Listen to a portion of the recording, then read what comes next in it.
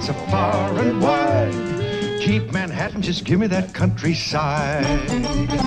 No, This is Bob's part. I'd rather stay. Yeah, I don't know this part, Bob. I apologize. Get allergic smelling hay. My grandma did, though. I just adore a penthouse view. Darling, I love you, but give me Park Avenue. The chores. The stores. Fresh air. Times Square. You are my wife. Goodbye, city life. Green Acres, we are there. So catchy.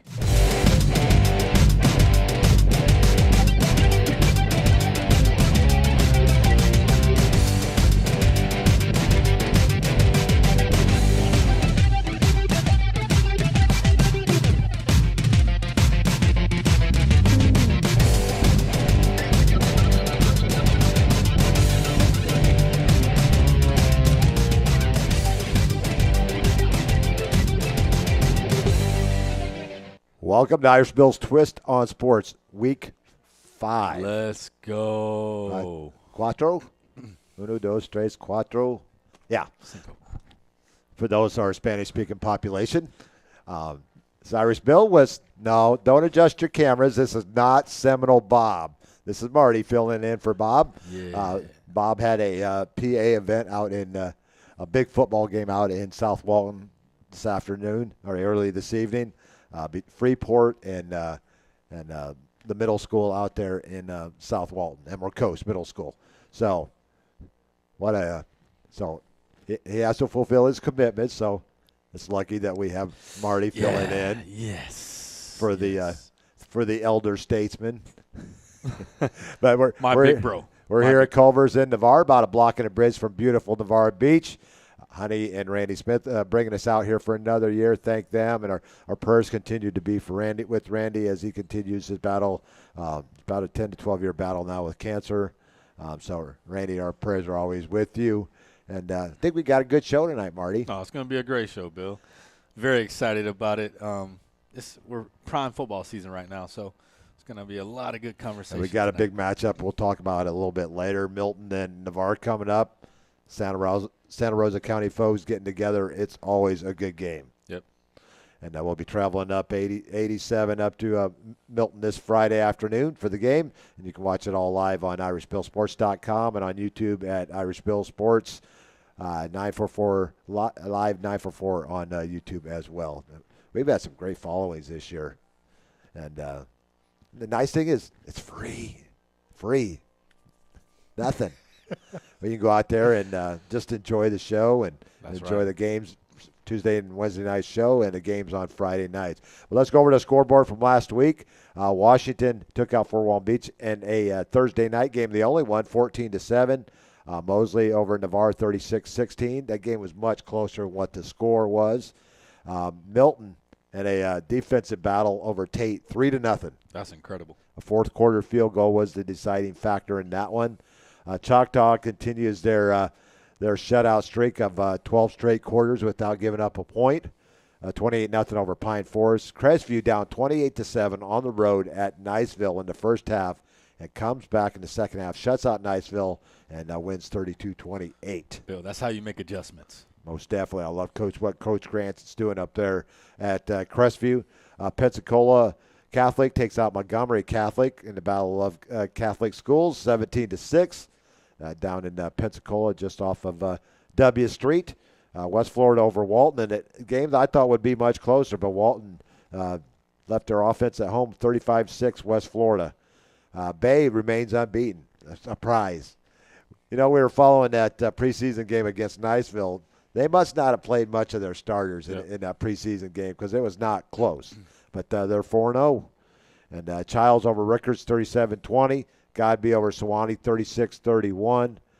Pensacola over Destin, a game I thought would be much closer than this. Yeah, I thought 49-9. way closer. Coffee, Georgia over Gadsden County, 23-12. Holmes County, 4 straight game decided by less than 4 points. This time they come out on the winning end, 21-19 over Rutherford. Columbia shuts out Madison County at home, and that does not happen very often at Boot Hill.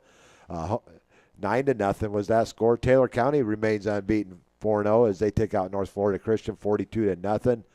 Baker and Jay, that's always the war on Highway 4 is always a battle. Baker takes that one 29-20. Wow, what a game. Chipley over Vernon, 55-0. North Bay Haven over Graceville, 60-12. McClay battles back against Valwood, Georgia, team from your home state. Yes, sir. 35-34 in overtime. Bluntstown puts up 50-plus in the first half, takes out Port St. Joe 60-13.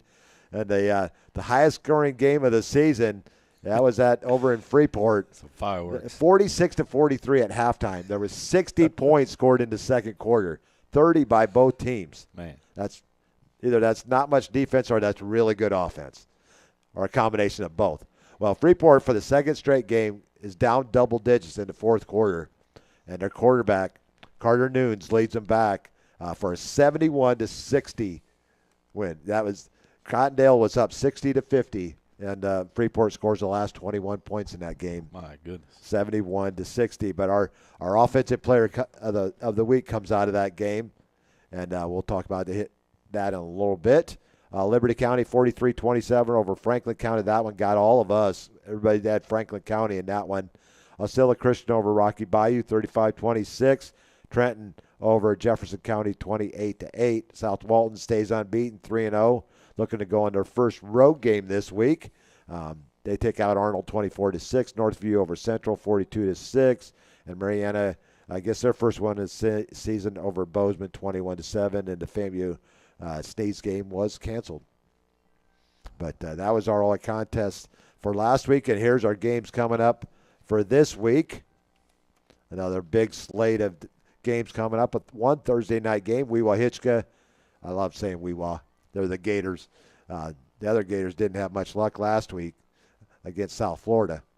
Weewa at North Bay Haven. Navarre travels to Milton Choctaw at Niceville. One of the better games of the week. And another one, Andalusia, Alabama at Pace. Both teams ranked high in their respective states. Fort Walton Beach at Walton. Washington goes to Gulf Breeze. Pensacola Catholic goes over to Jacksonville to take on Providence School. Mosley at Escambia. Mosley's got to come back this way for the second straight week. Let's see, Lincoln going up to your state to play Ware County, which is a solid program up there. They're good. And they think that their last game was against a strong opponent in Alabama. Wait till they get up to this one because this one's even stronger. South Walton at Florida High. Gadsden County takes on Clearwater Central Catholic, a very prominent. I know you're looking at our picks, aren't you there, Marty? You aren't looking at our picks, are you? Well, anyways, Rickards at Colquitt County. They go into Georgia. Valwood, Georgia takes on North Florida Christian in Tallahassee. Leon at Port St. Joe. Jay at Chipley. That should be a good game. Bluntstown at Arnold. Rutherford at Baker. Madison County heads to undefeated Bay, 4-0. Taylor County comes over to Destin. Vernon at Jefferson County. Sneeds at Bozeman. Holmes County at Northview. Lighthouse PCA travels to Cottondale. Rocky Bayou at Franklin County. Baconton Charter, another team out of Georgia, heads over to Osceola Christian, and FAMU takes on Wakulla down in Crawfordville, down in Wakulla County. So that's you know what the interesting fact is about Crawfordville? What's that, Bill? You remember the old Tarzan series? Yeah. That's where it was filmed. Oh, dang. Yep. That's some good information. Yep. That's where but a lot of the animals and creatures got loose, and they just let them take off. Really? Yeah. And the mosquitoes over there can carry you out on their own. That's crazy. Yeah, the mosquitoes are really bad over there. But there's your contest, and our college game's coming up this week. We'll let you know who we pick tomorrow on tomorrow night's show, because I'm still waiting on some picks. Friday night games, Tulsa at Oklahoma State, Iowa at Rutgers, Big Ten matchup there. Maryland at Wisconsin, Syracuse at Clemson, South Carolina State at USF. USF finally getting a little bit easier team after the gauntlet that they've had so far. Yeah. Arkansas travels to Memphis. Memphis is actually, I think, is favored in that one against an SEC team. SMU at TCU, Texas Tech at Utah. That's going to be a slugfest. UAB at Tennessee, Oregon State at Oregon. That's still the war game out there, even though they don't call that anymore. You know how it is with this. Never mind. Yeah. Kent State at Florida State. Florida State, another cakewalk in that one. Auburn at Oklahoma. That should be a good game. Tulane at Ole Miss. That will be a good game. Purdue at Notre Dame, not so much. Michigan at Nebraska. NC State at Duke. Temple at Georgia Tech. Georgia Tech off to a good year. Yeah, really, really good with one heck of a kicker. Yeah. For West Virginia going to Kansas, South Carolina at Missouri, BYU at East Carolina. South Carolina loses their quarterback. So that should help make your decision in that one. BYU to East Carolina, Florida at Miami. Yeah, that might get ugly. That could get ugly. Yeah. Washington at Washington State. It used to be a Pac-12 battle, no longer. Illinois at Indiana. That's going to be a real good matchup Saturday night. That's actually a primetime game. They're putting that game. Who would have thought that you'd have Illinois and Indiana in a primetime game on national TV? No one. No one. Up till 2 years ago, no one. But you got Brett Bielema doing a heck of a job at Illinois, and Kurt Signetti doing a great job at Indiana, turning that program around. Arizona State at Baylor, Georgia State at Vandy. Vandy off to a undefeated season so far season, with a really good quarterback. Southeast Louisiana heading to LSU. Sam Houston going to Texas, no longer Sam Houston State, because when they moved from FCS up to FBS, they dropped the state, so it's just Sam Houston now. Did you know that? I did not know that. Michigan State at USC. Grady Kelly heading out to the West Coast for a late game. It's a 9 o'clock kickoff our time Saturday night. Fresno State at Hawaii, and UWF heading over to North Carolina, to North Greenville. I think it's North Carolina, North Greenville, or South Carolina. I get my Carolinas mixed up. But there was the games from last week, and the schedules for this week, and we'll tell you who won the picks. We'll not tell you who we're picking this week. So last week, yours truly. This doesn't happen very often. I took the high school picks 21-6. Marty was right behind me at 20-7, tied with Paul at 20-7. Joe 19-8, and Bob was 18-9. Overall, Marty, you're leading it by percentage points. Let's go. Less than 1%.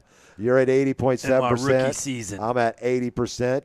Joe's at 74.8. Bob 85-30. He's at 73.9, and Paul at 72.2. So we're this 4 weeks into the season, we're still all over 70% on our picks for high school. That's pretty good. That is pretty good. Yeah. On our college, Bob and I tied last week, 22-4.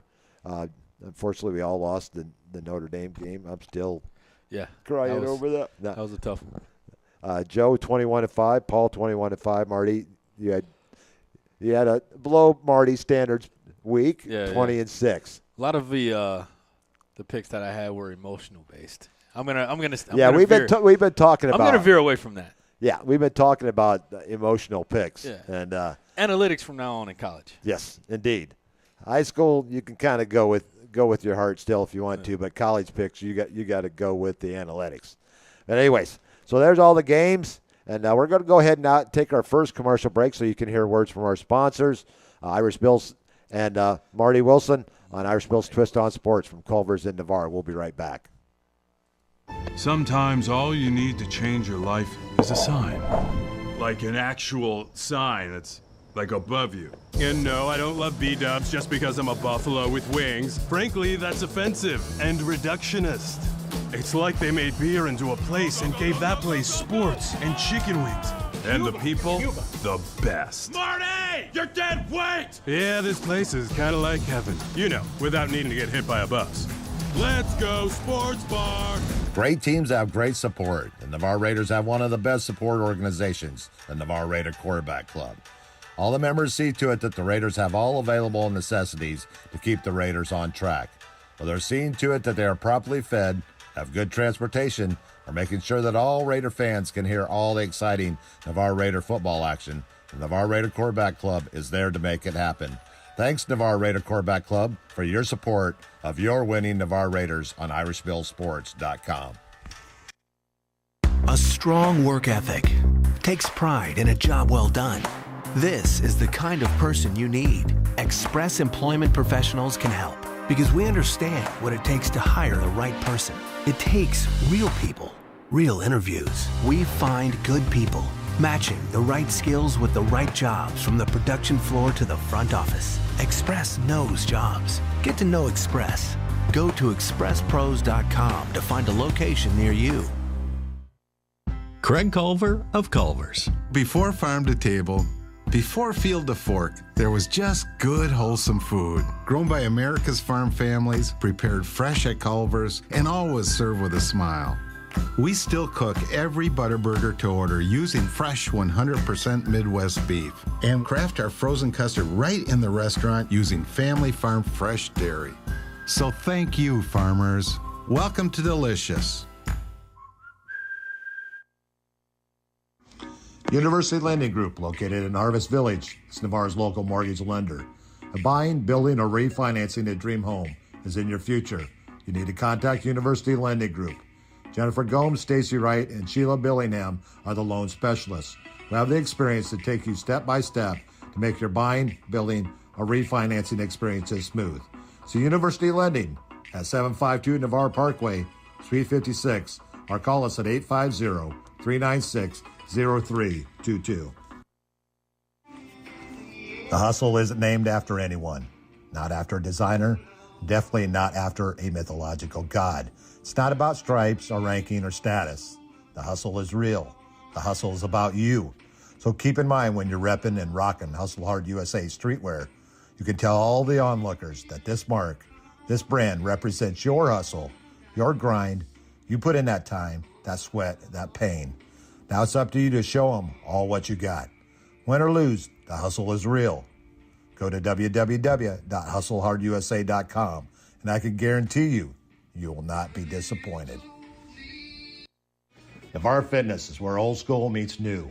Whether you're into free weights or the latest and greatest weightlifting equipment, they will meet your needs. They have cardio machines as well if you want to get your sweat on. Whatever direction you decide to go, trainers Clay Horton, Brick Grubbs, Andrew Coase, and Stephanie Hunt will be there to assist you along the way. So what are you waiting for? Oh yeah, how do I join? Just go to navarrefitness.net and check out our rates or call us at 850-816-5434. You can even stop by our location at 8700B Navarre Parkway in Navarre. You can also visit our sister gym, Midway Fitness, at 5660 Gulf Breeze Parkway, Unit 1. Both facilities are open 24/7. We are the place to go to get you started on the road to a better you. Welcome to Bennett C. Russell Stadium for an Irish Bill Sports broadcast of Navarre Raider football. Here's your host and the voice of Raider Nation, Irish Bill. And here come the Raiders. Welcome back to Irish Bill's Twist on Sports. My good friend Robbie Shanks did that intro commercial. I love that one. That's fire. I got one for at home, and then I got one while we're at away. Irish Bill Sports broadcast of Navarre Raider football. Here's your host and the voice of Raider Nation, Irish Bill. And here come the Raiders. He does a great job. He works for a radio station down in Gainesville, down in Hogtown, and my good friend Robbie Shanks. Well, let's get back to this game from last Friday night, 36-16. Navarre, great first opening on defense. They force Mosley to punt. Unfortunately, Mosley kicks it off the back of one of their own players, and they get great possession at the 20. Navarre gets ready to go for a touchdown. We were talking with Roman last night. Yeah. There was kind of some confusion between in the route running and where he was throwing, and he threw across the middle. Unfortunately, a Mosley player was there, and he took it back to the house 95 yards the other way. So could easily been a Navarre lead early on. Just a little bit of misfortune there early on, Marty. Yeah, Bill, I would prefer to see us run the ball in that situation. And I have nothing against passing the ball on any down. No. But, on the 5-yard line, you would like to see us utilize those big linemen that we have up front and just, use some power, get the ball in the end zone. Especially looking at what Mosley did in the last couple of weeks, how much points they gave up, and even rushing yards in the running game. So they go for 2 on the opening touchdown, so they're up 8-0 at 7:13. The Raiders get on the board on 2:20 on a career-long 40-yard field goal from Jack Byer. Jack Byer, big leg himself. Now only a junior, so we get to see that young man another year after this. We go on to the second quarter, and this is where Mosley kind of stretched out their lead at the 11:52 mark, a 25-yard pass from J.P. Holsombeek to Jamarcus Halstead. And Maverick right kick, and it was now 15-3. They get the ball back at 2:08, a 3-yard run by Chisholm. Right's kick, and just like that, it was 22-3. But the Raiders would get on the board and a spectacular pass and run by Marquez White from 45 yards out. Yeah, he made some incredible moves, Bill. I feel like on that one juke move, there was like 3 Mosley athletes that fell to the ground. It was incredible. I was picking up my jock strap after that. Man, it was so smooth as well. It's not like he was herky jerky in his movements. He was nice and smooth and real finesse. Raiders decided to go for 2. They did not get it, so we go to the half 22-9. The only touchdown in the third quarter, a 45-yard pass from Holsombeek to Fletcher Taylor, who had one heck of a game, the big tight end for Mosley, had 9 catches for 116 yards. Right's kick good, so it's now 29-9. They stretch it out to 36-9 on a 3-yard run by Chisholm. His second touchdown on the night. Right's kick was good, but at 2:47, a perfectly run play as Marshall hit Brody Powers in stride for a 41-yard score. Extra point by Byron Good, and that was our final score, 36-16. Yeah, had a chance to communicate with Roman last night, like Bill said. We were at the JV game, and that was one of his favorite plays, apparently, that throw to Brody Powers. He couldn't put it in there any better. Yeah, Brody's a really good route runner, so his separation is always really good. You can depend on him, and he's sure-handed. Great hands. Roman talked about it last night. He only has 2 drops on the season, and it was balls that weren't thrown well to him. So huge props, and shout-out to Brody Powers for the route running, his skill set at the receiver position. Roman went 12 of 24 for 271 yards. I think his best game so far as a starting quarterback for Navarre, 2 touchdowns. What a night for Mosley's quarterback, J.P. Holsombeek. 20 of 23, only 2 balls hit the ground as one of them was intercepted. So for 223 yards, 2 touchdowns for that young man. Marquez White and Brody Powers are the main receivers, 6 receptions, 126 yards for White, his second 100-yard reception season on this season. Brody Powers 3 for 98. Curtis Sanders had a couple of catches for 47 yards. And Mosley receiver led by Fletcher Taylor. What a game he had, 9 receptions. They got 2 legit tight ends at Mosley. Yeah, we have 2 legit tight ends as well. Hopefully real soon we'll start utilizing those young men. You're talking about junior Walker Bridges and sophomore Tucker Williams. Yes, sir. And Navarre rushing, still kind of on the schneid a little bit. Marshall led the team 8 carries, 33 yards last Friday night. Curtis Sanders with 10 carries for 31. The Raiders had 71 yards on 22 carries. Mosley, very well-balanced team, 150 yards rushing, 111 yards for their running back, Samuel Chisholm. He had a couple of scores as well. Jacob Bishop, 2 punts, 33.5 average, and he also led the team in tackles last week with 11. Wow. I didn't know that. I did not know it either until I got the stats from Coach Hemme the other day. Jane Jones with another double-digit tackle night. He had 10 tackles as well and a fumble recovery. Chase Moses with 9 tackles. Zeke Burgess with 8. Rowan Strom and Matthew Lee. Lee's having a quiet but strong season up there on the defensive line. Yeah, he's productive for sure. Ryder Longo with the interception, 6 tackles on the night. Bryce Wheeler, 5 tackles, a sack, a tackle for loss. Quarterback Curry, he continues to fill the stat line every game. And Bryce is getting double and triple team pretty much every single play. So hopefully we can start getting some of those other linemen loose because he's getting that attention. Brady Thiessen, 4 tackles. Quarterback Curry, Curtis Sanders playing both ways. He had 3 solo tackles and a tackle each for Paul Wilden, Isaiah Casena, and Brody Delgado Bird with 1 tackle each. And Jack was perfect on night, 1 for 1 extra point, 1 for 1 field goals. Mosley's kicker, Maverick Wright, 4 for 4 on extra points. He had 2 touchbacks on the night. I don't know if I've ever seen a high school quarterback have a 90% completion percentage. It was like and equally the long ball with the effective short passing game. He was pinpoint accurate. I think he completed his last 15 passes on the night. Yeah, I think even the interception was tipped, wasn't it? It was. It was dropped by the receiver, man. It was. Dude had an incredible night. Longo made a heck of a play on that interception. But the Raiders, they just got to find some consistency on their drives and try to put more points on the board. Yeah, the thing that I noticed from a distance, obviously I wasn't at the game with y'all, but the confidence seemed like it was better coming out. It seems like the attention to detail was better, and the tackling and the aggressiveness. So the intangibles looked like they were much improved during the game. Most definitely. Didn't reflect on the score sheet, obviously, but trending in the right direction. Just looking at the game, like you said, it didn't seem like that was a score, by just looking at the game. Most definitely. And on to see our season stats, Roman 32 of 58 for 556 yards and 5 touchdowns, 3 picks.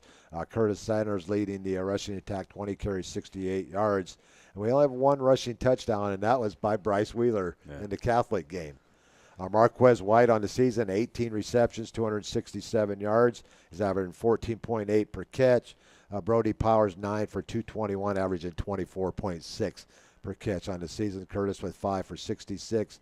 25 per catch? Goodness. Almost 25 per catch for Brody. So that's big-time Brody Powers. Yeah.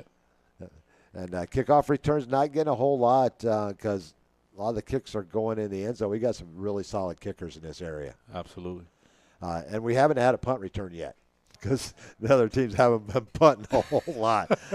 But our leading scorer, Brody Powers, with 3 touchdowns. Marquez White with 2. Jack Bauer with 7 points on 4 extra points and a field goal. And Bryce with the other 6 on a 1-yard scamper in that Catholic game. The Raiders are being outscored in the first quarter, 29-10, 49-12 in the second quarter, 21-14 in the third, and 21-7 in the fourth.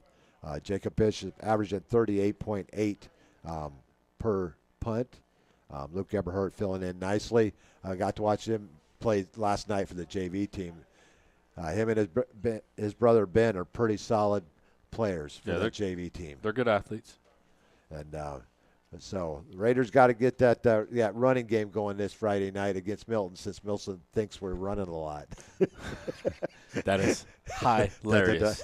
I know. What we were talking about, I don't really want to go on about it much, but I read an article today on Facebook.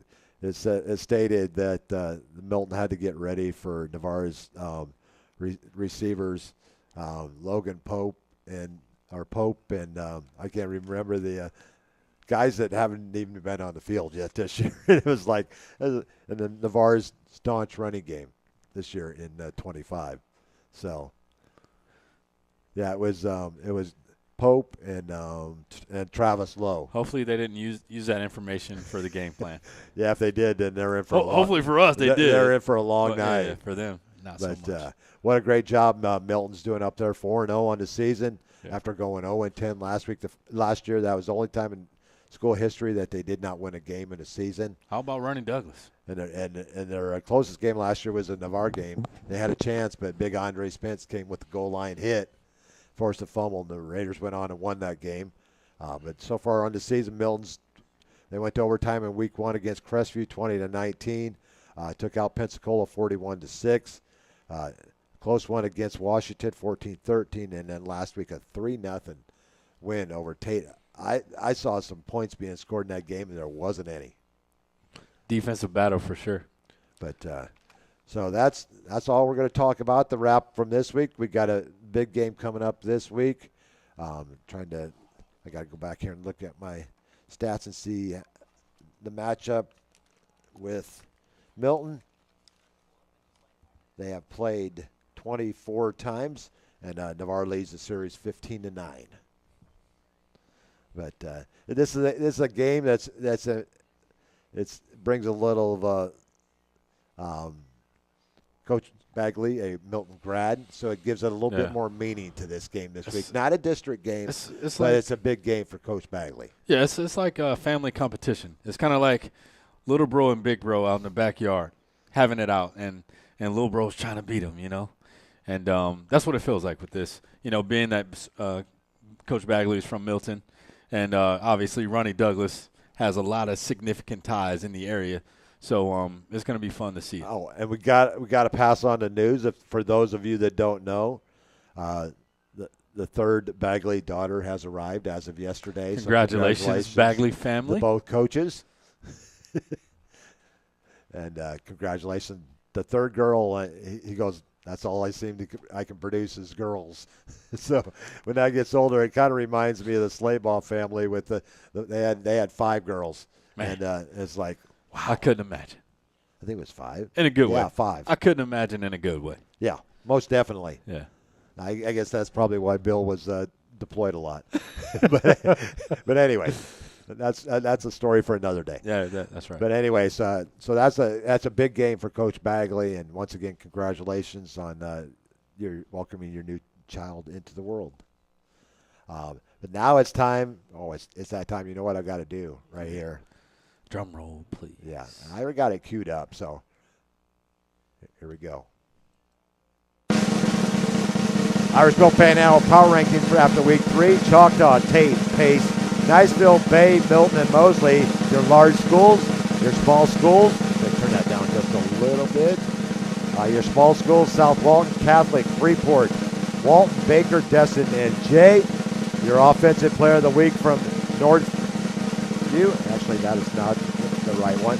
Here we go. Cottondale's running back in a losing battle.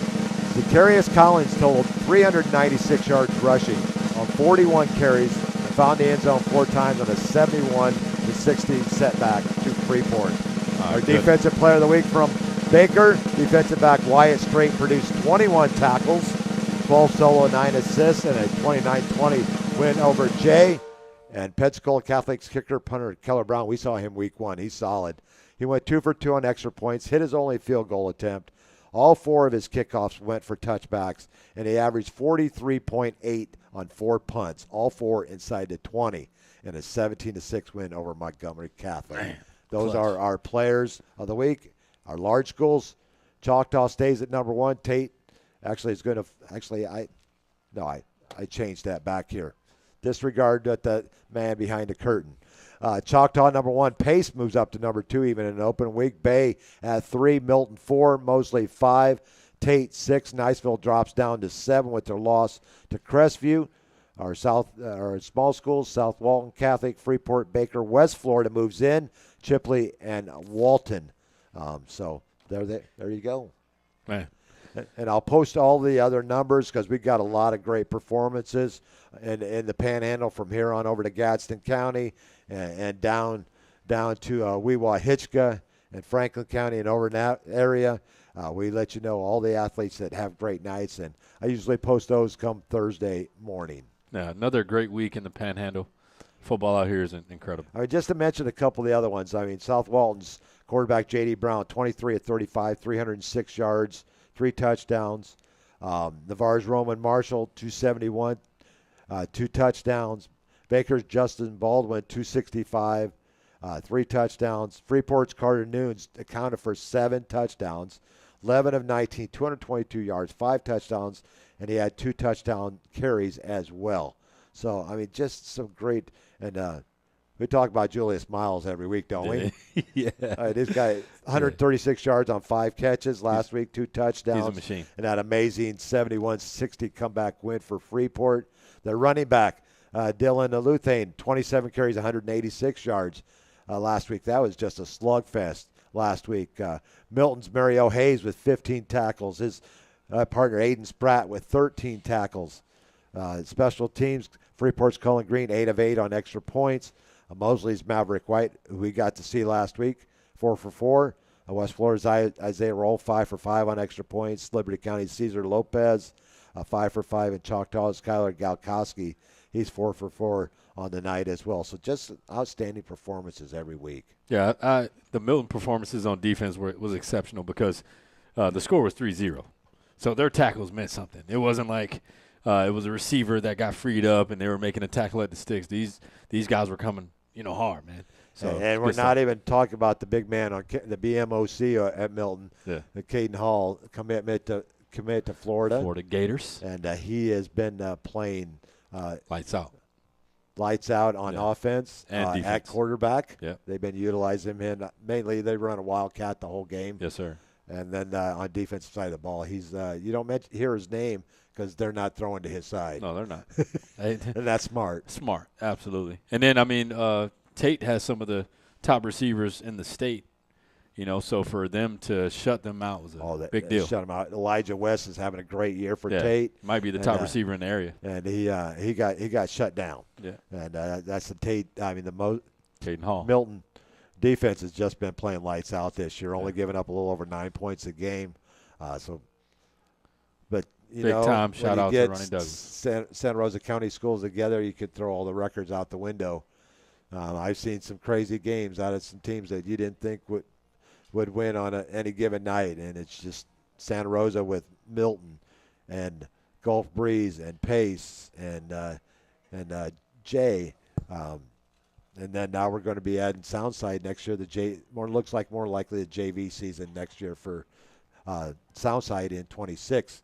And a new principal already been named. We had her on a show last week. Navarre's current principal, Casey Winfelder. Congratulations to Casey on her new venture or adventure, whichever way you want to look at it. Yeah, exciting times for Casey. And I think I already got. I don't know if I want to say this, but I threw her the new tagline. Where we always say it's greater to be a Raider. I'm gonna throw this one out there. See if you like it. It's going to be insane to be a Cane. Yeah. You like it? I love it, Bill. Hey, the first time you said it, that was catchy. That's real catchy. I know. It's like we were going down to Lowe's this afternoon. I was just like, I think I got something here. And insane to be a Cane. Yeah. Hurricanes are insane, though. Yep. They are. I like it. They cause a lot of trouble. Literally and figuratively. But everybody, nobody's checked in yet, but I know I got people out there watching tonight. Thank you for watching Irish Bill's Twist on Sports. On Tuesday nights, we're here. We're in the front room as we can look out on Highway 98. Traffic not too bad right now.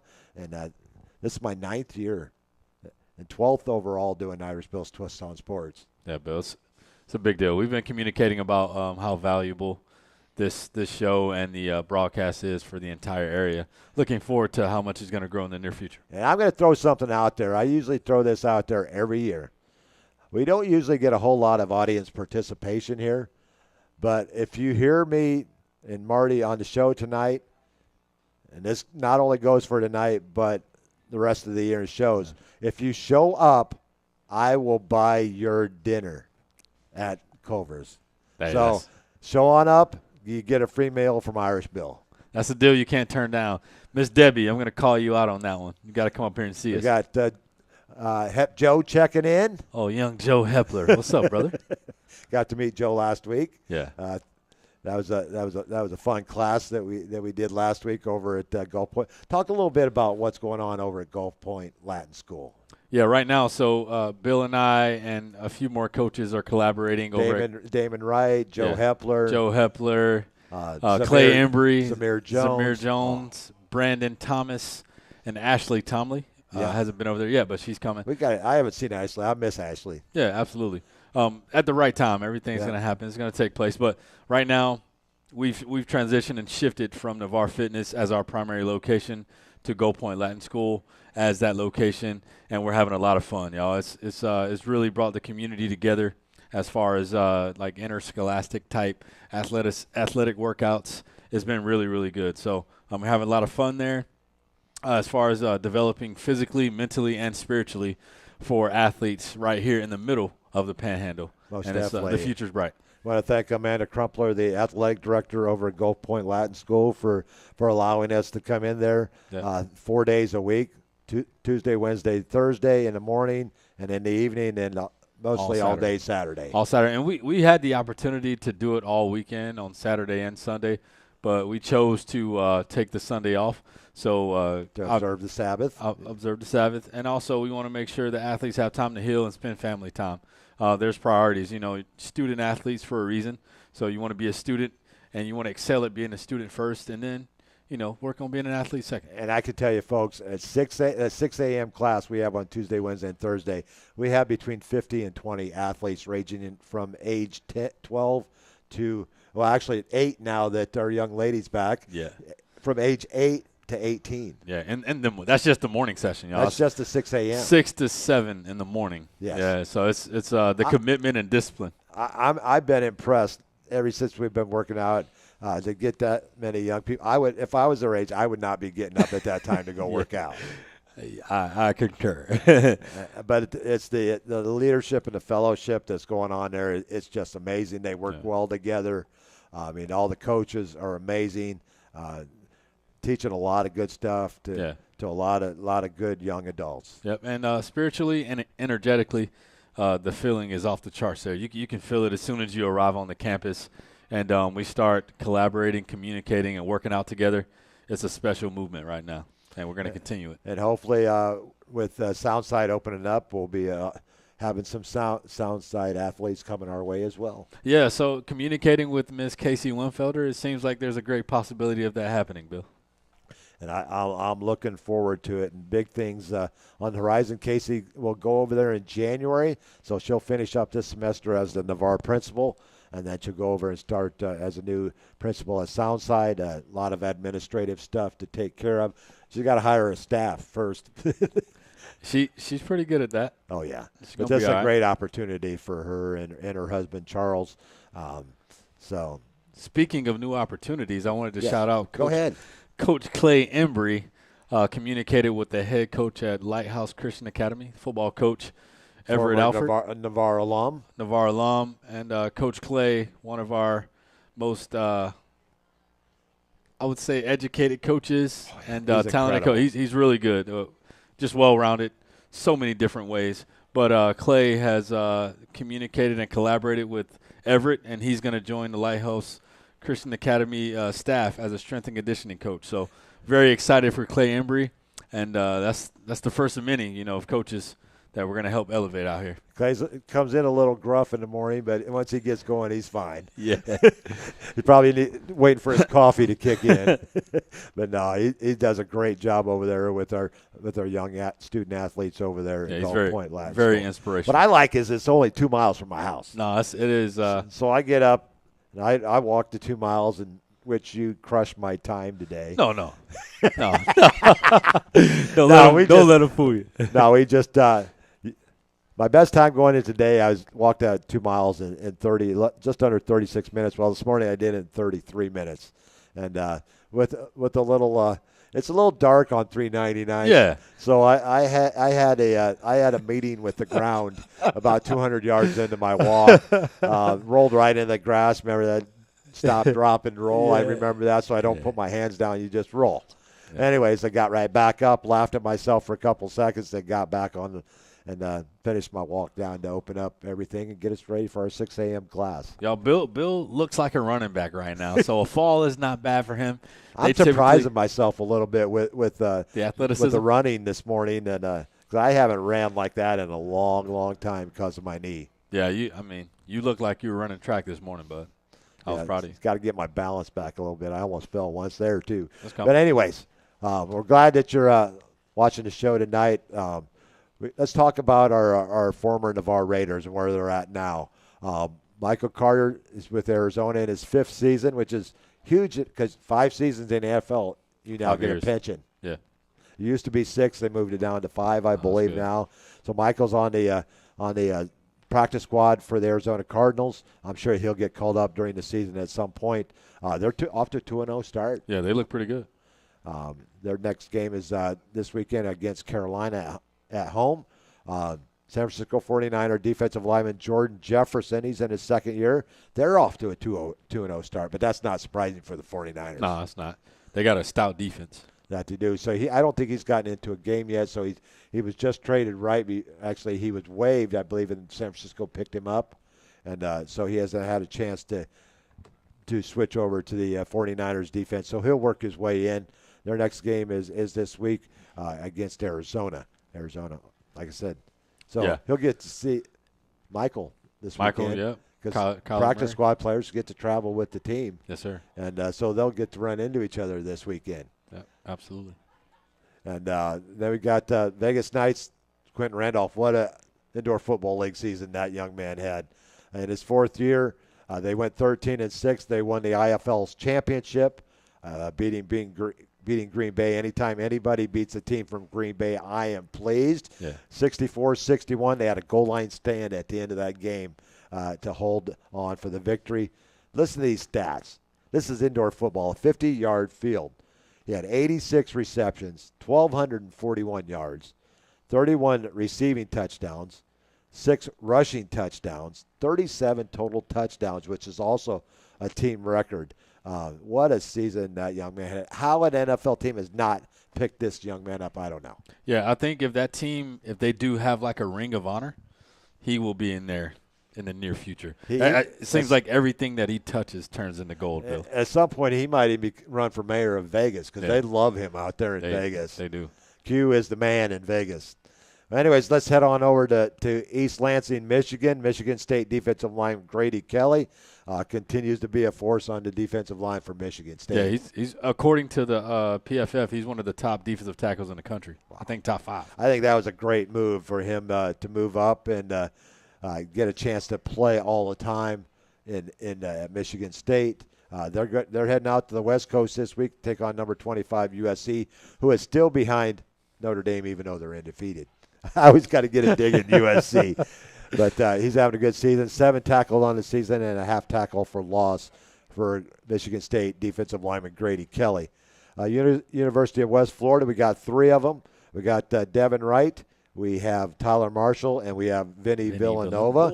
They're 3-0 after a 42-20 win over Shorter, which does not break my heart. Shorter's where Brady played his first 2 years in Rome, Georgia. But they should have stayed in NAIA years ago. But they'll be on the road this week, and they head to North Greenville for a 6 o'clock kickoff on Saturday night. Let's head over to Memphis. Offensive lineman Ethan Newman. He's playing every game, not starting yet, but he is playing some snaps every game. They're 3-0, but they got their hands full this week with Arkansas. Yeah.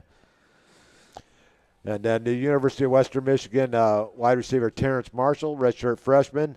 They're still looking for their first win on the season, but they've had a tough schedule. I mean, what their schedule so far? They lost in a 38-0 to Illinois, number 9 Illinois last week. He was targeted twice, didn't have any receptions. Their game this week, they're heading to Toledo to take on Toledo, and they're in a MAC contest as they start to get the conference games underway now. And let's move over onto the second page. University of South Alabama running back Andre Spence. They're 1-2 on the season, but they played Auburn quite well this past weekend. 31-15. I talked to his dad, and Andre actually traveled with the team, which is huge because he's a true freshman running back, and that doesn't happen often. But the good thing about Andre, y'all, he has the size already to play at that level. In fact, you're telling me that he had to drop some weight? Yeah, they recommend it. He was in good shape. But he's always been in great shape. Yeah, he was close to 230 pounds. You know, he's eating more now with the nutrition program. He was playing linebacker in high school too. Yeah, so they wanted him to drop down closer to 220 pounds, which is still phenomenal. That's still a load. 5'10", 220. And they're hosting Coastal Carolina this weekend at Chanticleers, 6 o'clock kickoff on Saturday night. Ripon College wide receiver and defensive player Nate Hansen. They're 1-1 on the season after they had their first win last week, 50-7 win over Knox College. Their next game will be at 1 o'clock against Grinnell College out of Iowa this Saturday at 1 o'clock. Community Christian College defensive lineman Jakari Thomas, he didn't play, and it sounds like they could have used him as they lost to Lackawanna College 84-17. 3-0 this past weekend. That sounds like a video game number. Yeah, You it said does. Man. Their next game will be this Saturday at 1 as they will face Hocking College. Not be to compare to the Hawk-Tua girl. It's Hocking College. Only here on Irish Bill Sports where you get a Hawk-Tua reference. And then Capital University offensive lineman. Yeah, I said that offensive lineman. He moved from the D-line to the O-line. Easy Gasca. He started his very first game as a true freshman at center for Capital University. Bill, I don't know if people understand how difficult that is, but the center position might be the second most difficult position on offense after a quarterback because they have to do so much communicating, so many calls. They got to make sure the offensive line is on the same page. So moving from the D-line where you're just literally focused on one or two gaps, now he's running the whole entire O-line. That's amazing. Most definitely. And they won last week 36-20. Their next game is this Saturday at 1:30. They're playing Baldwin Wallace. That's our former Navarre Raiders. Now it's time to switch gears and head on over to the college scene in the Gulf South Conference, down to 4 teams. This year they had 9 as few as like 4 or 5 years ago. West Georgia moved up, and they're doing well at FCS right now. That doesn't surprise me with the facilities that they have there in Carrollton, Georgia. Man, yeah, I mean, any athlete in the country that visits that campus. In Georgia already. It is a legit D1 campus. Yeah, and they're close to Atlanta, man. I mean, you can't beat that. Yeah, they're about an hour south of Rome, Georgia, and I had the pleasure of getting down there for a game when Brady was playing for Shorter. This past week, West Alabama took out Charleston 28-24. UNC Pembroke knocked off Delta State 25-21. Valdosta State got back in the winning ways over Chowan 56-3. And West Florida beats Shorter University 42-20. The game was not that close. The only 3 games on the schedule this week. West Florida travels to North Greenville. Delta State goes to Fort Valley State. That's over in your neck of the woods. Yep. And Barton College heading over to West Alabama. So on the year, West Alabama and West Florida are both 3-0. And Delta State and Valdosta State are 2-1. Conference game will be played a little bit later in the season. Strong conference, Bill. Indeed. And let's move over to the SIAC Conference, the Southern Intercollegiate Athletic Conference, also known as the HBC, one of the HBCU schools. Edward Waters off to a 3-0 start as they took out Virginia Union, a team that just killed Miles earlier in the year, and a ranked team, 41-38 in a tight contest. Clark Atlanta over Fort Valley State, 26-21. Benedict over Central State, 10-0. Jackson State over Tuskegee, 30-0. Alabama State over Miles College, 37-9. Miles follows to 3-0-3 after making the D2 playoffs last year. Allen over Lane, 29-21. Florida A&M over Albany State, 33-25. And Grambling over at Kentucky State, 37-31. This week's schedule: Tuskegee at Benedict, Central State at Morgan State, Kentucky State at Morehouse, Savannah State at Miles College, Delta State at Fort Valley State. Edward Waters travels into Florida to take on Bethune-Cookman. Actually, they're in Florida, too, is in Jacksonville. And Clark Atlanta goes to Allen, and Lane goes to Alabama A&M in Montgomery. So there's your SIAC and Gulf South Conference updates. And we're pretty much, floor is pretty much open now, Marty's. And anything that you want to talk about going into this week, Navarre football or our football here in the Panhandle or anything that's going on? Well, I just want to talk about parity in college football. And also, so I'm a Georgia Bulldog fan, y'all, and I'm a huge advocate of Kirby Smart. I feel like he's one of the top coaches in the country. I was listening to some sound bites this past week, Bill, and he talked about the parity in college football now and what it's causing, to trickle down to every team. And he communicated about how important it is to continue to recruit your players that you already have on your team. I think the same thing is going to start happening in high school football. If it hasn't already happened? I think now, as a high school coach, you just can't think about developing the athletes that are at the school because you just never know what could happen. Athletes can move to another high school. So I think now more than ever is very important. During the season, we've seen it in the last couple of weeks where a kid moves from one school to another during the season. Bill, I'm telling you, man. So now I completely understand, not wanting to empower the athletes to kind of run the program. But I do think now that, as adults, as coaches, we're going to have to focus and lock in on developing relationships with our athletes so that they want to stay there. It's more like a family that way anyway. I don't think you can just treat athletes like numbers anymore, which I was never a fan of that anyway. But I think now we got to pay more attention to, like, the people skills and learning the personalities of our athletes so we can keep them in our family within the locker room, right? So that's something that, I was thinking about this week, even with our picks in college football. You can't really go based off of emotions anymore because now there's a lot of parity in college. I was looking at the Tennessee-Georgia game, for example. We talked about their quarterbacks. That was one heck of a game. Their quarterbacks that changed schools, basically. They basically gave each other high fives out the door. Yeah, I had no clue who this quarterback was because he played on the West Coast. He did. So you never know anymore. And Aguilar played one heck of a game for Tennessee. He was incredible. I thought we were in trouble, Bill. Yeah. We were for a little while. Early on, I was like, boom, boom, boom. It's 21-7. I'm like, what the? And, we got one of the top secondaries in the country. But and 44-41 in overtime. What a game. Yeah, so that's what I want to talk about. Parity makes the game a lot more fun.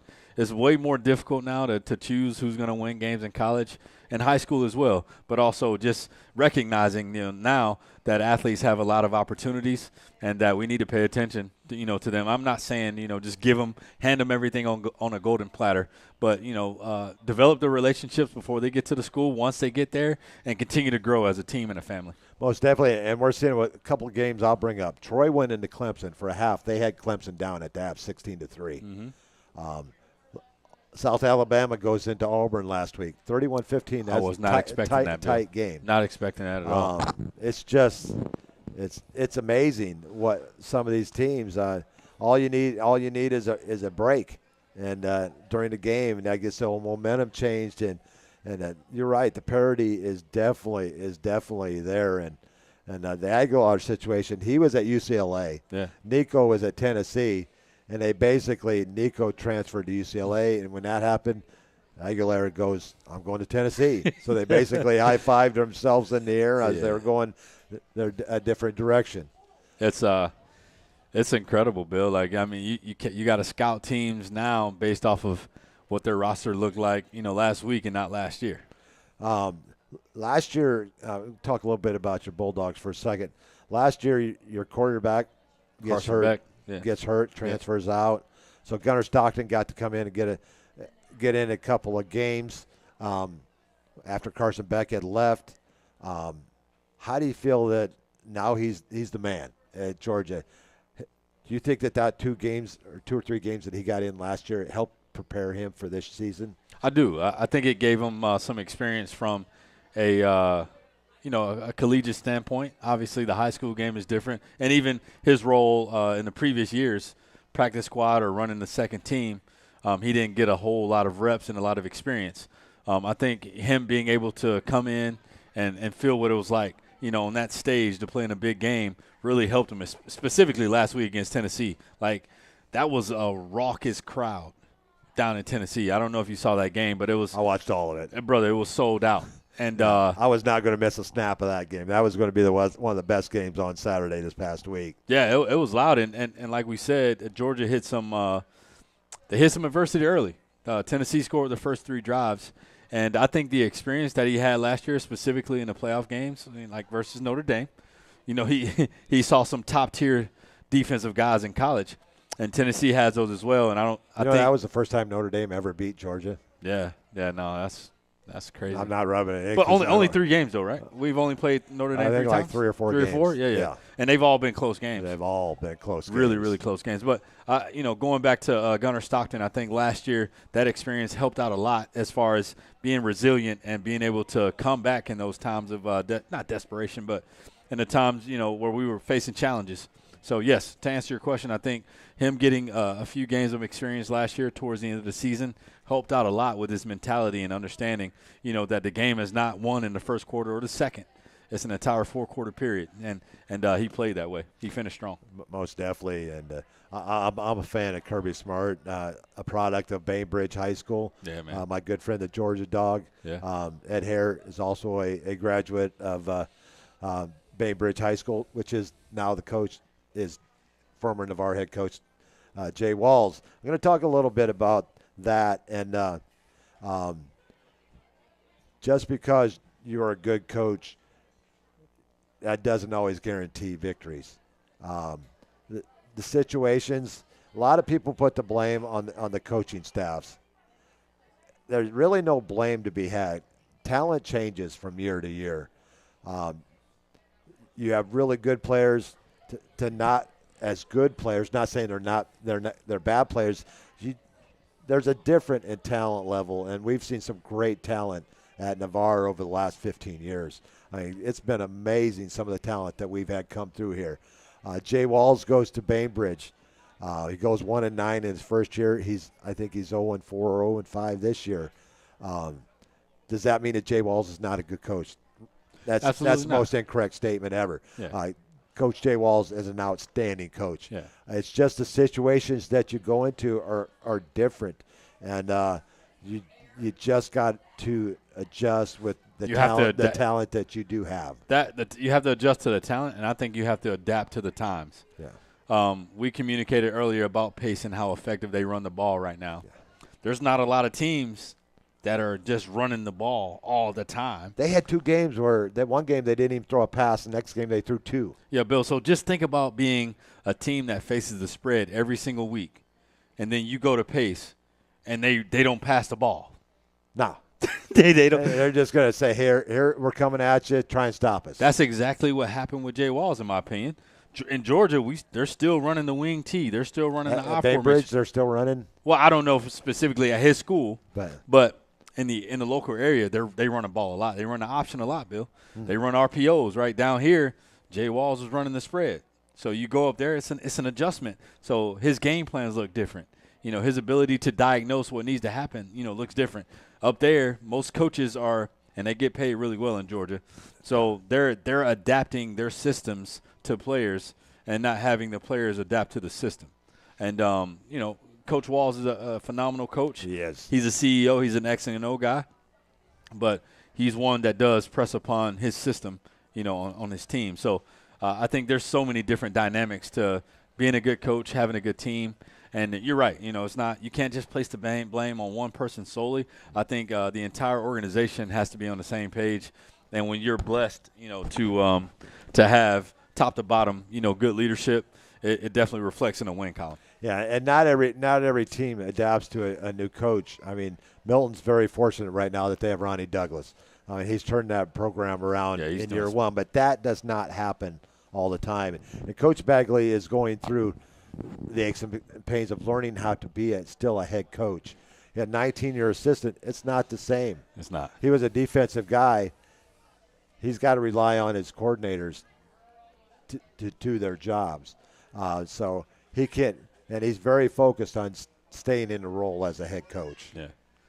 Yeah, you're right about that, Bill. It could be difficult, but what you have to do is stay together. I think he mentioned this. Stay together, continue to fight. And it seemed like that happened last week against Mosley. From my perspective, the team seemed much more energetic. They were much more physical. They didn't miss a whole lot of tackles last week. So I think what they did at practice work, I heard they implemented a little bit more physicality throughout the week. They hit in more practices.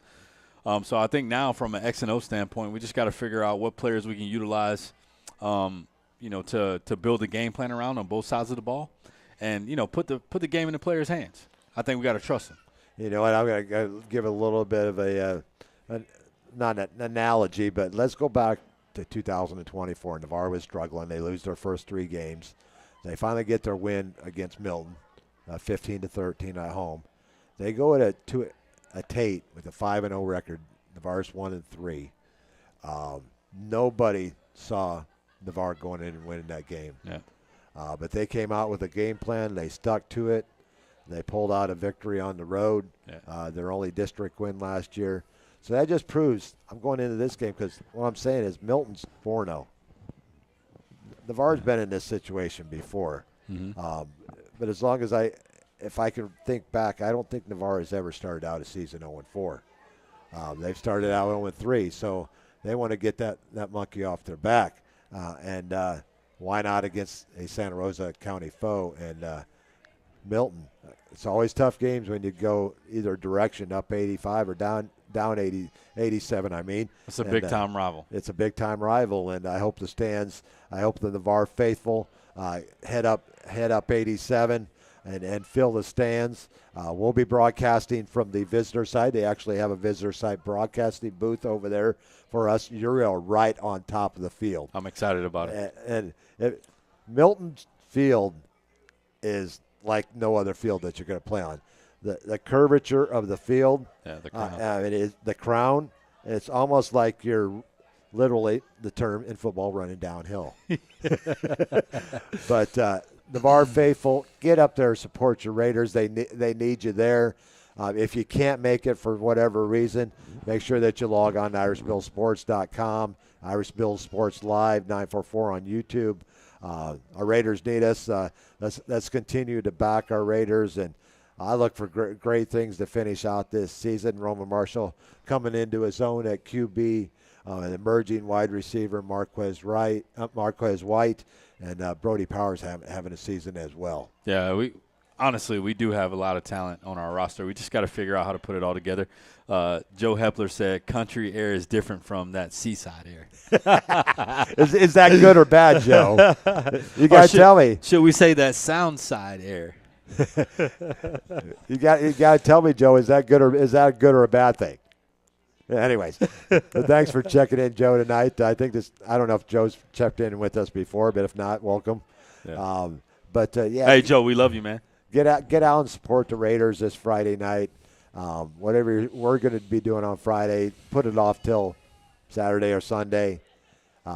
It's 25 miles up to Milton, their stadium up there. Not a big fan side. Oh, he said that's good. Yeah. Country air is always better. I grew up in the country as well myself. Yes, sir. But it's not much of it stands on the visitor side, so let's fill it all up. Yes, sir. Because I know the Milton side will be full. I mean, you got to think there's some history in both of these schools. I mean, the players that Navarre is now putting into the NFL, Milton has put players into the NFL. Guys like Cortland Finnegan. Yeah, Milton's a senior team out here, right, Bill? Lawrence Tynes, who was a Super Bowl kicker for the New York Giants. Yeah. They put some talent in the NFL, and the way they rate this young man, Caden Hall's going, I'm sure he's going to be in the NFL someday as well. Yeah. I actually, sorry to interrupt you, Bill. I actually had an opportunity to speak to his dad before, man, and he's got a great family. So it's good to see them shining. I like it. Most definitely, and he stayed home. He had a chance to go to another high school, but Milton is his home, and that's where he wants to play.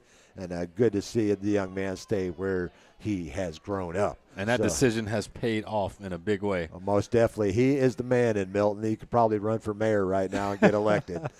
Yeah, man. But we hope that you've enjoyed the show tonight. Marty filling in for Seminole Bob tonight. In fact, Bob just gave me a score of their game. Let me see if I can pull that up. Emerald Coast Middle over Freeport. Wow. The score is 54-0. Goodness gracious. Wow. Emerald Coast.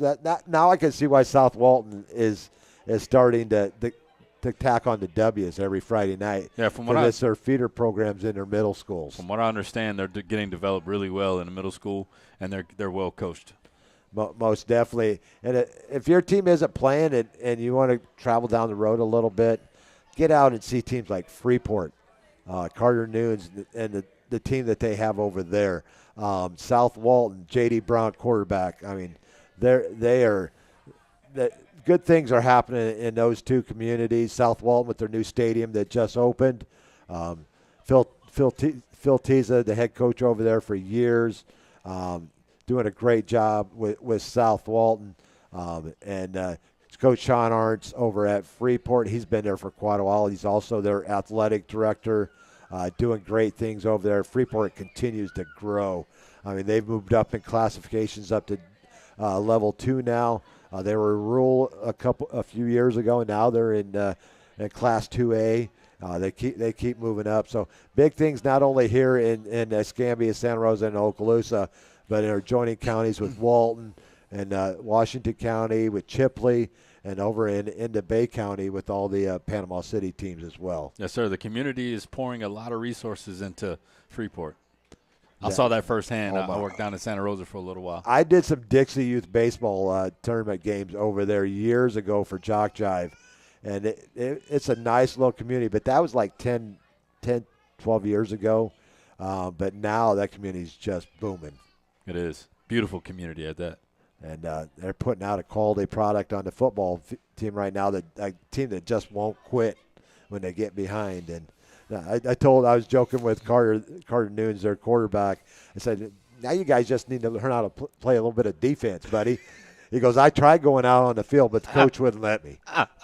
But, they can't stop the run right now. Thus the reason for our player of the week this week from Cottondale, Zach Collins, 396 yards rushing on 41 carries.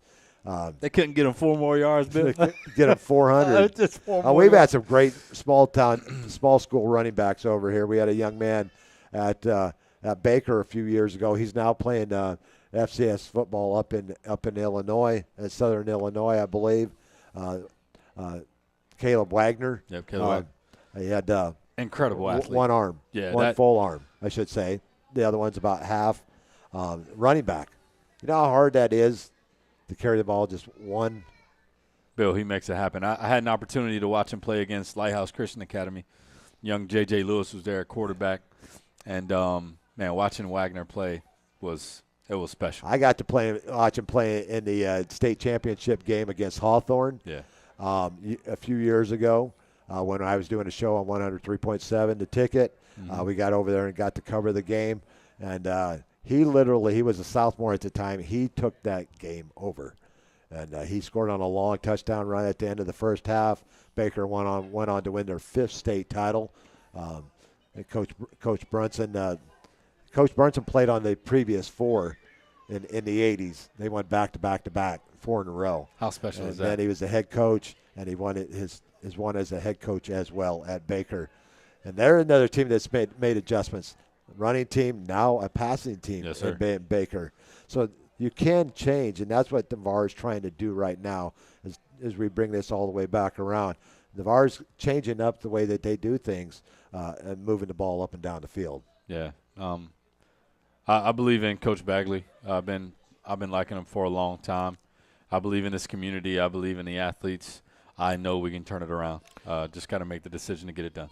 Well, I know my son Brady, when he was in high school, he graduated in 2016. He said Coach Bagley was always my favorite coach. He's tough, but he's fair. And if you work hard for him, he'll make sure that you're noticed. Yeah. I agree. Same thing with both of my sons. My oldest son didn't get as many opportunities as my youngest son, Joshua. He played varsity as a freshman, so he had significant playing time, and a lot of the reason why he was on the field was Coach Bagley. Indeed, because Josh worked at his craft, and now he's at UWF taking a gap year, and we'll get to see that young man next year wearing Argo colors. Yeah, man. With Vinny Villanova and Devin Wright. Yeah, it's exciting. And Tyrell Marshall out over there as well. So Raiders, it was funny because first couple of years, they did not recruit local players to UWF. Yep. And Coach did a great job. I mean, they went to national title game in their second year, won it in their 4th year. Yeah. So he took them twice in the first 4 years of the program. That's amazing. Yeah, he's at Townsend now, but his formula, because back then we didn't have the portal like it is now. Yeah. So the players that did have to take a year in another division, they came to this nice area. And who wouldn't? I know, Bill. Like, you wouldn't come here, man. But UWF was it was like 40%, 20%. So they would recruit 40% graduate transfers, 40% transfers that were in the portal, and then 20% high school athletes. But like you said, it wasn't anyone in the local area. Yeah, because Brady tried to go there, and that's when they were first setting up the team, because Brady played a little bit with Quentin Randolph as well. But Quentin was, I think, a year or two ahead of Brady. But he had been accepted. You're going to like this. He'd been accepted into UWF in their civil engineering. Oh, yeah, I do love that. And but Coach said, I don't have room for a kicker right now. So Brady said, I still want to play. So that's why he recruited Shorter, played at Shorter for 2 years, then Miles for 2 years. But Yeah, I love what they're doing at UWF, and that will be a Division I program soon, Bill. they're going to be following the footsteps of what West Georgia just did, going into the FCS, and a previous Gulf South Conference team in North Alabama that used to host a D2 championship game every year up in Florence, Alabama. Yeah. You ever been to Florence? I have not. It's in the very top northwest corner of Alabama. It takes a while to get there from here. No, I haven't. Maybe one day we'll go. Beautiful city. They love their football up there in North Alabama. We went there when he played at Shorter, and their whole stadium was just packed. In parking, you had to park like a mile away and walk up to the stadium. And I love those days traveling around watching Brady play. Hey, Bill, if you had to take an educated guess right now, when UWF does become a D1 team, what conference do you think they'll be in initially? Probably the same conference as West Georgia. Is that the SBC? Sunbelt? It's not Sunbelt, is it? You keep talking. Yeah. I know we got, South Alabama in the Sunbelt, the Louisiana Raising Cajuns. I don't think there's going to be a drop-off with West Florida when they do advance up another level. The recruiting is going to be special, and then especially considering the high school talent we have in this area. If they just won recruiting in the Panhandle or even Central Florida area, Bill, it's going to be They're in the A-Sun. Okay. The Atlantic Sun Conference. Yeah. So I'm sure that West Florida will probably go the same route, but their mascot is Wolfie. Yeah. I like their mascot, man. That campus is. Oh, it's not like phenomenal. your normal campus. The town itself, I mean, the campus. It's like you're walking into a almost like a gated community. Yeah. And everything's nice. It was like a golf course, bro. Yeah. Like, if you ever been down to what's the golf course in Georgia? Not at Valdosta. Oh, at the Masters. The Masters, yeah. Yeah. And if you ever been past there to see how beautiful the landscape is at that golf course, that's what it felt like when I went on that campus, Bill. That's what it felt like.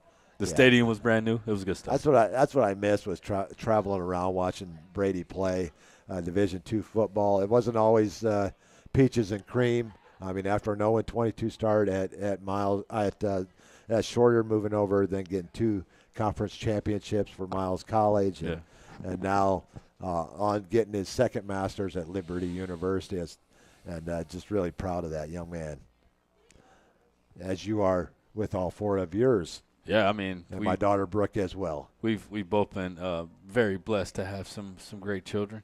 That's for sure. Thank God for them all the time, sir. So what do you think of tonight? I like that you come in and fill in for Bob when he can't make it. You'd love coming on? Yeah, I do. This is a great platform, not only for our community and also like supporting the athletes and the coaches that we have an opportunity to touch, but I think it's a great way for us to bring this entire area together, whether it's, on the football field, in the locker room, or off the field, especially with the military community that we're tied into, how we were taught as young men, Bill, going to basic training. That energy, I think it permeates throughout this entire area because we have so many military installations. So it trickles down to the kids, and it affects the schools as well. So I think not only are we an extension, of the military installations, but this show is the same way, Bill.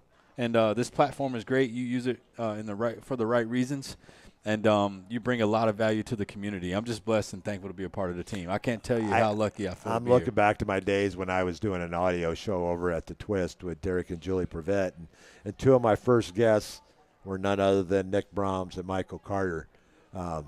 Just talking football over at the Twist, and it's come a long ways. And Joe, my free offer for a meal even applies to you, but don't bring the whole kit caboodle because I remember I'm retired now, Joe, and I'm on limited income here. Yeah. But no, my offer stands for anybody. If you want to come and join us on a Tuesday night here at Culver's, come on down, and I will buy your dinner for you. Yeah, honestly, I would suggest you do it if you have an opportunity. Not only that, but it's a special chance to be able to add Bill Hamill to your network. This young man is special, and I mean that with every ounce of my heart, man. I'm so thankful to be here on the team. Thank you, Marty, for the kind words. We had Jackson Paula come and join us for a couple shows last year, and I think he wants to do that in the future as well. And now that he's back in the area, going to UWF, Jackson, invitation. Yeah, you can always come back out. We'd love to have you back on the show as well. You know what's cool, Bill? I actually saw Jackson at church this Sunday. Did you? Last Sunday, yeah. He looks good. Like he's dropping a little bit of weight, yeah, too. No, The O-lineman doesn't look like an O-lineman anymore. Yeah, Jax is he's toning up. He's toning up. He's looking good. Yeah, but, well, once again, we hope that you enjoyed the show on behalf of Honey and Randy Smith, the owners here of Culver's in Navarre and the one at Fort Walton Beach and out in Destin as well. 3 chances if you're on Highway 98. You got to venture a little bit off in Fort Walton to go to theirs, but frequent our sponsors here. Quarterback Club does an amazing job. They got great Raider gear at the shows, at the games on Friday nights. Head on out, buy some swag. Yes. And some of our swag. Gear. Express Employment. My beautiful bride, Brenda Kay, has been a sponsor here on Irish Bill Sports. Not because she has to, it's because she wants to get the word on Express Employments. Culver's here. University of Lending, Stacy, Wright, Jennifer Gomes, Amanda Adamson over there now as well, good friend of ours, and doing great things over there at University of Lending. They've been a sponsor of me, I think, for 9 years now. And Navarre Fitness, second year with them. My good friend Roger Casanova down in Travis County, Texas, with Hustle Hard USA. Thanks. And then Buffalo Wild Wings, 3 years now running. And Braden Hiltz allowing us to come in there every Wednesday night. And, folks, tomorrow night, 8 o'clock sharp, Buffalo Wild Wings Coaches Show. We'll let you know who's going to be coming on the show. I don't know quite yet. But hopefully we can get one of the coaches and maybe a couple of the players on tomorrow night. But we'll let you know as the day goes on tomorrow. So I think we're going to call this a wrap for one night, Marty. Yeah, we're having some fortunate times in the Panhandle. A good Wi-Fi tonight, which was no problem. Excellent connection all night long. Yeah. So thanks again for tuning on to Irish Bill's Twist on Sports, and we'll be back tomorrow night from Buffalo Wild Wings. So enjoy the rest of your Tuesday evening. Show some kindness to those people around our communities, and it doesn't cost anything. It doesn't. It does not. Good night, everyone. Good night, y'all.